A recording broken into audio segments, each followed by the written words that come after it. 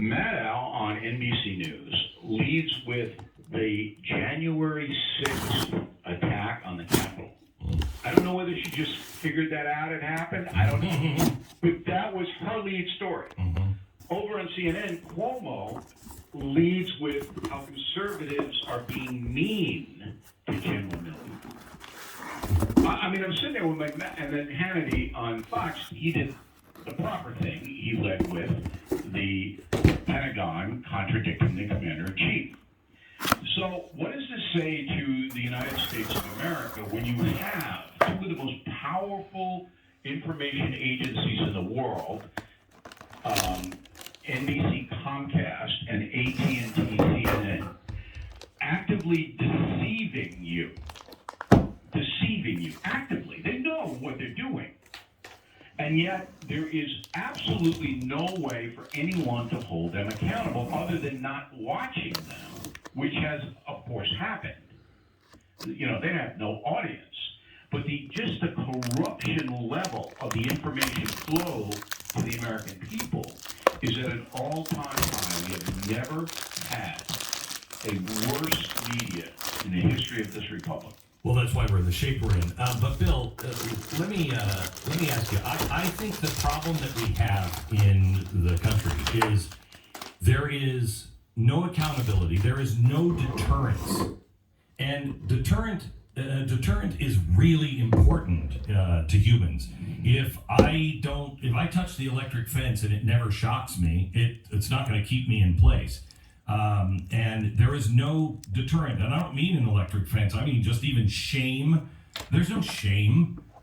There's, you know, when I saw these hearings, and then I talked to the senators afterwards, I said, "So now what?" Well, you know, what? We know now the president lied to us. We know that even if he didn't lie to us, this man is incompetent. We know now that the Pentagon went along with it. Nobody, they said we ought to do this, but nobody afterwards said, look, this can never happen again. We have a lack of any kind of deterrence at all throughout society. What's the big deal about these hearings? So we know this. And then what? Well, hopefully they'll vote out Democrats in 2022 because the system the Constitution of the United States does not hold people accountable for moral failings. That's a criminal justice system, all right?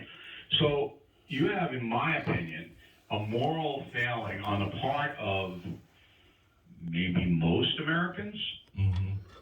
Because they either don't pay attention at all to their country, don't care, they only care about their individual pursuits, or they are dishonest about the performance of the people they vote for. So when you see the job approval polls, you still have 40% of the country saying, hey, Biden's doing a good job. How is that possible? Well, yeah, who are these people? Who are they? No intelligent person could think that Joe Biden's doing a good job because you asked one simple question. In the 9 months that he's been president, give me one problem that he solved. Give me one problem that isn't worse than it was before. Yeah, I mean, you can take it, but you know I'm a simple man. I am the simplest man. That's a very simple question, all right, to anybody. Give me one thing that he's done, just one, that's improved this nation. And you can't. Because as you just said, everything that he has been involved with is a disaster. Everything.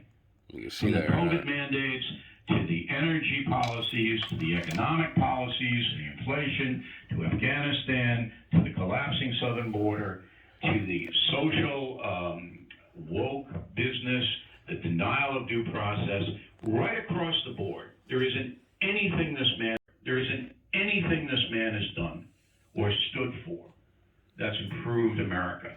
And do you think it's going to get better? I mean, they're so frightened. They are the people who control Joe Biden. They're frightened now. This is what I don't think people understand this. They know how bad it is in the White House. I mean, Psaki, the minister of propaganda, gets out and your shoulders. Well, we don't have open borders. No, that's not really. She's just like a robot. They tell her what to say, she says it. Doesn't even think about it. Okay, but the people who really run the show, they can see the public polls. They can see how screwed up this presidency is. So what are they doing? They're just keeping him away from everybody. He's just isolated in that building, the White House. There's no access to him. And, you would think that Americans get uneasy, and many of us are,